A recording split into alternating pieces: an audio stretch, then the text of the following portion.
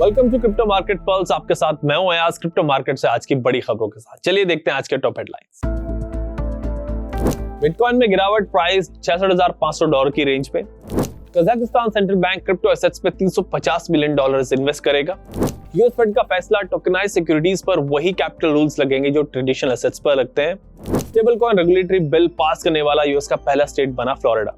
पिछले हफ्ते solid resilience दिखाने के बाद बिटकॉइन फिर से $66,500 की रेंज में आ गया है। इसकी बड़ी वजह है ईरान वॉर, जो बहुत ज्यादा कॉम्प्लिकेटेड होता जा रहा है। टेंशन की वजह से क्रूड ऑयल प्राइस $110 पर बैरल पहुंच गया, जिससे ग्लोबल स्टॉक मार्केट में पैनिक का माहौल है।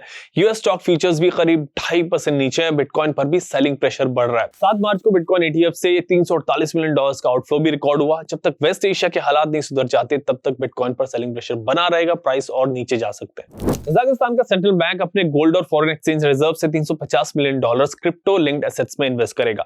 कजाकिस्तान पहले से एक मेजर बिटकॉइन माइनिंग हब रहा है और रीजन में क्रिप्टो इकोसिस्टम को एक्सपैंड कर रहा है। 2025 में यहां सेंट्रल एशिया का पहला स्पॉट बिटकॉइन ETF भी लॉन्च किया गया था।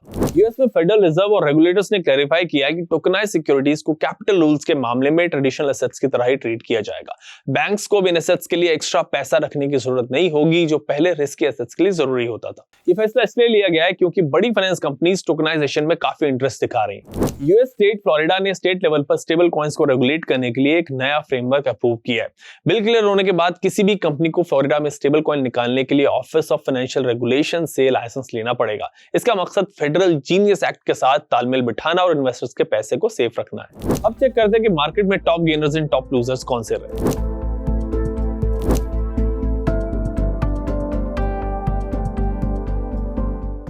अब बारी है रेजिस्टेंस एंड सपोर्ट लेवल्स की।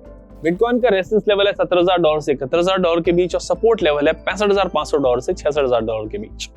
इथेरियम का रेजिस्टेंस लेवल है $2,060 से $2,080 के बीच और सपोर्ट लेवल है $1,920 से $1,930 के बीच।